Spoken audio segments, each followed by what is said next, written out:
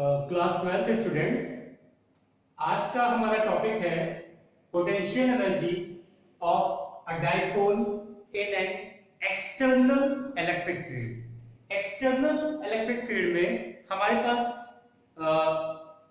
कुछ चीजें हैं जो हमने इलेक्ट्रिक डाइपोल में डिस्कस की थी।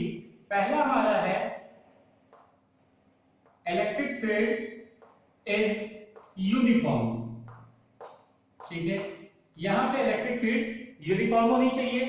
सेकंड पॉइंट हमने देखा था कि इस सिस्टम पे इधर एक फोर्स लग रहा है F = QE और इधर एक फोर्स लग रहा है F = -QE। That means F net हमारा यहां पे 0 हो जाएगा।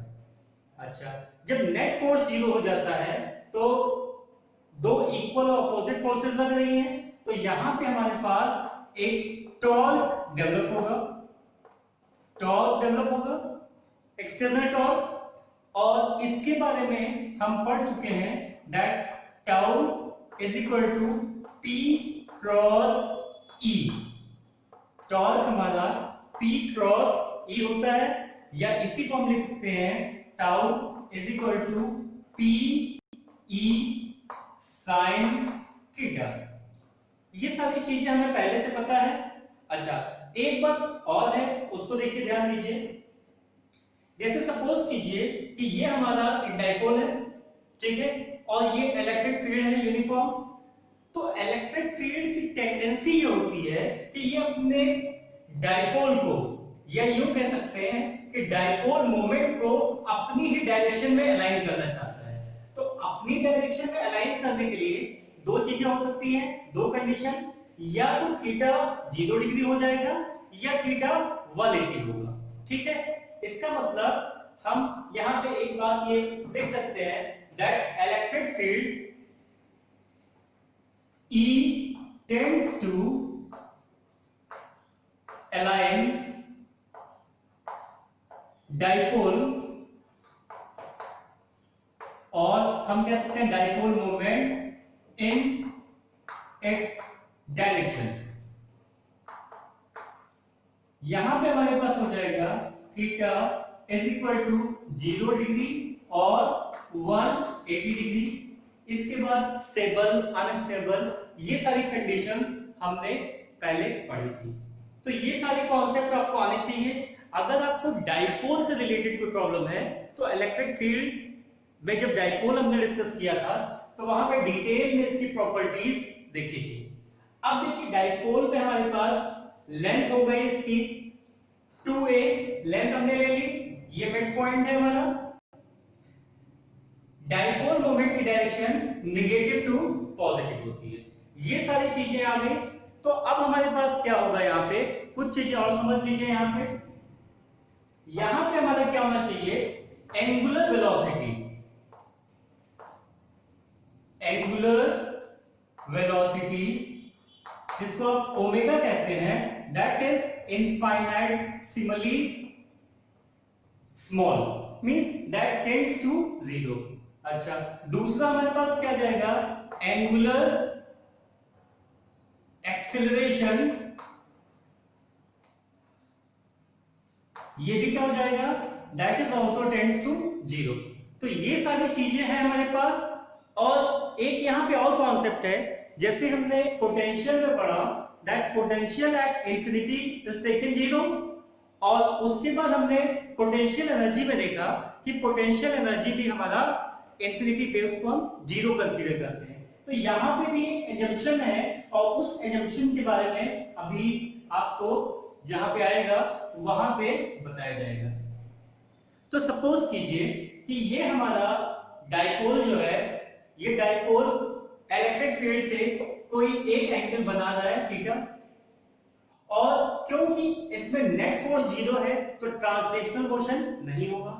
ट्रांसलेशनल मोशन नहीं होगा तो यहां पे क्या होगा, एक एक्सटर्नल टॉर्क डेवलप होगी जो वर्क करेगी, इसको एंगल के टर्म में रोटेट करेंगे। सपोज कीजिए ये यहां पे है, ये रोटेट करते हुए यहां पे ऐसे आ गया, ठीक है, कोई एंगल हो गया, रोटेट करते हुए ऐसे आ गया, या यहां पे था, रोटेट करते हुए ऐसे आ गया।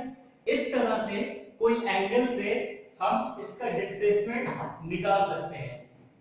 अब एक बात और यहाँ पे इंपॉर्टेंट है, हमारी जो फोर्स है दैट फोर्स इज वेरिएबल। तो जो टॉर्क होगा वो भी क्या होगा, वेरिएबल होगा। और वेरिएबल के केस में हम इंटीग्रेशन के हेल्प से ये सारी चीजें कैलकुलेट करते हैं। अब देखिए यहाँ पे हमें पता क्या होना चाहिए, हमें सबसे पहले पता होना चाहिए टॉर्क का formula that is P cross E, या हम इसको ऐसे कह सकते हैं that is P E sin theta. ये सारी चीजें हो गई। P के बारे में हम डिस्कस कर चुके हैं पहले। P होता है Q into 2A, magnitude of ideal charge multiplied by the length of the dipole. तो अब ये जो हमारे पास टॉर्क है एक्सटर्नल टॉर्क, ये जो है एक्सटर्नल टॉर्क, यही हमारा वर्क करेगा। और वर्क करने में यहाँ पे हमारा लीनियर कोई डिस्प्लेसमेंट तो हो नहीं रहा है, इसका मतलब जो डिस्प्लेसमेंट होगा वो एंगल के टर्म्स में होगा। तो यहाँ पे वर्क हम निकालते हैं, तो वर्क का फॉर्मूला हमारा क्या हो जाएगा, W is equal to tau d theta.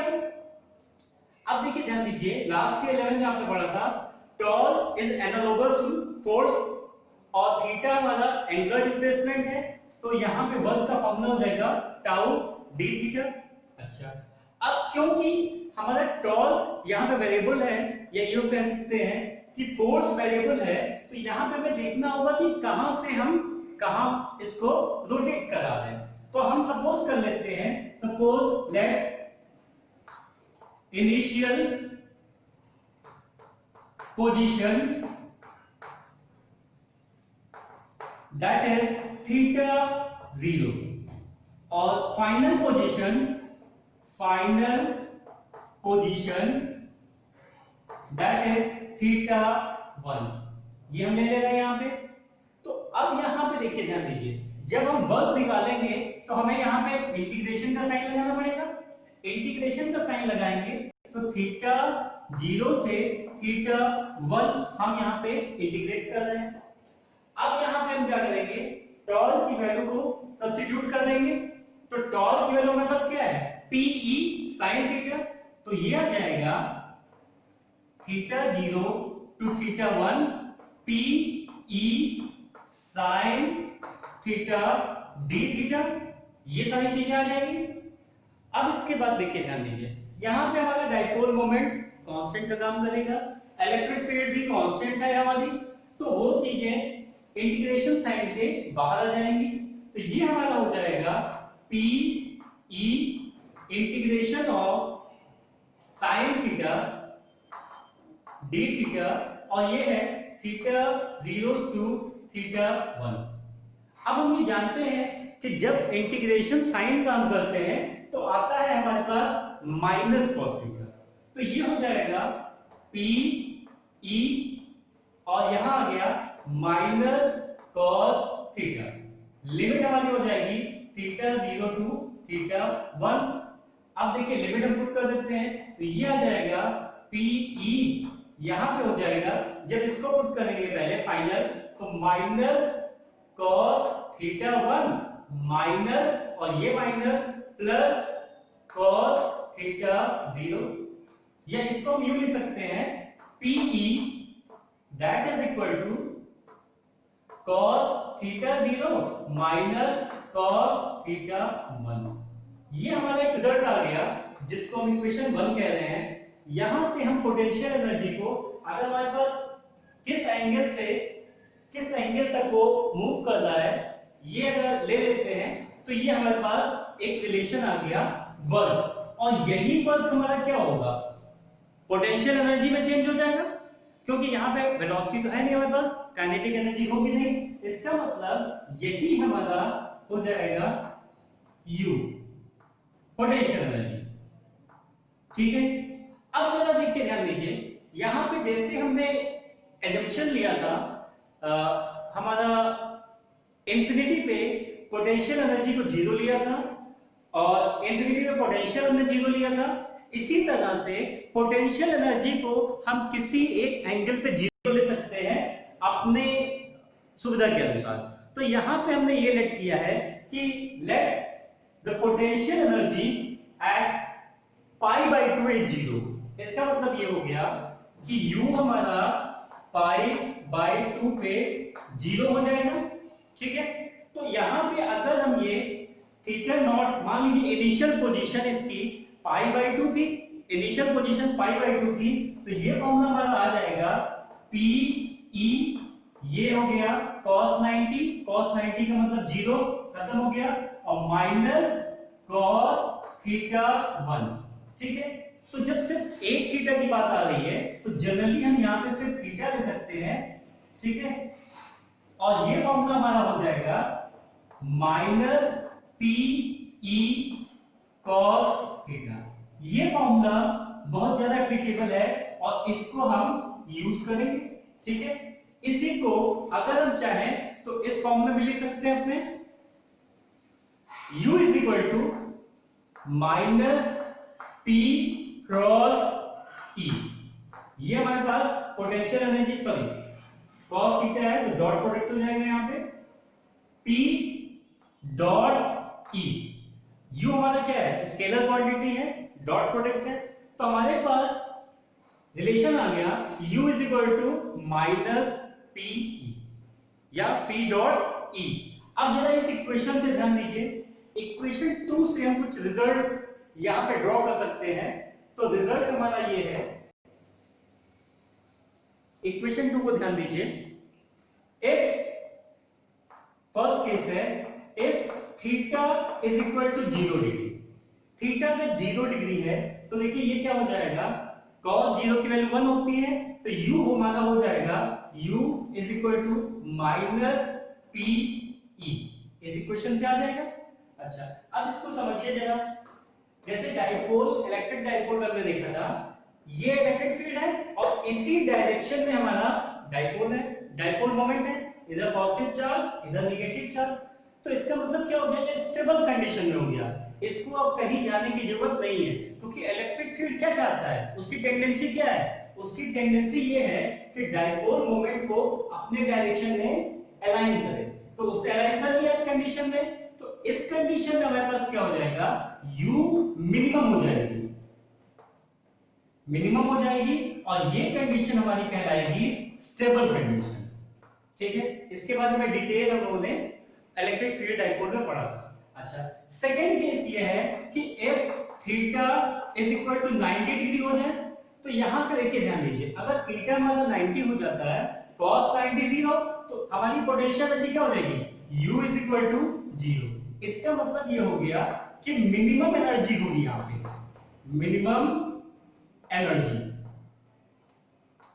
ठीक है, अब तीसरी कंडीशन ये आती है, अगर हमारा theta if theta is equal to 180 degree, तो 180 डिग्री पे cos 180 की वैल्यू -1 होती है, माइनस माइनस प्लस, तो ये आ जाएगा u is equal two plus P E, ये वैल्यू आ जाएगी, और इस केस में क्या होगा, अनस्टेबल होगा, अनस्टेबल होगा। देखिए ध्यान दीजिए, ये हमारा इलेक्ट्रिक फील्ड है और ये हमारा डाइपोल है, इधर पॉजिटिव चार्ज हो गया और इधर नेगेटिव चार्ज हो गया। ध्यान दीजिए, नेगेटिव इधर है, पॉजिटिव इधर है, तो इलेक्ट्रिक फील्ड इसको किधर घुमाना चाहेगी, इस तरह से घुमाना चाहेगी। तो ये जब एक बार घूमेगा तो फिर क्या होगा, इलेक्ट्रिक फील्ड के इसमें इन्फ्लुएंस में ये ऐसे ही घूमता रहेगा, और यहां आएगा तब क्या होगा, डायरेक्शन हमारी सेम हो जाएगी और स्टेबल हो जाएगा। इसलिए हमारा जब 180 है तो वो कंडीशन अनस्टेबल इक्विलिब्रियम की हो गई। तो ये सारी चीजें हो गई हमारी potential energy of a dipole in an external electric field. यहां पे एक assumption हमने लिया that potential energy at pi by 2 is 0। तो ये सारी चीजें हमारी पोटेंशियल एनर्जी एक्सटर्नल डाइपोल से रिलेटेड थी। यहां पे हमारी इलेक्ट्रिक फील्ड जो थी वो यूनिफॉर्म थी, नॉन यूनिफॉर्म आपके सिलेबस में नहीं है, कॉम्पिटिशंस में भी नहीं आते हैं। तो ये हमारा इस तरह से ये एनर्जी का फॉर्मूला यहां पे आ गया, मतलब जो वर्क हमने किया वो पोटेंशियल एनर्जी के रूप में स्टेबल हो गया। ठीक है, ओके।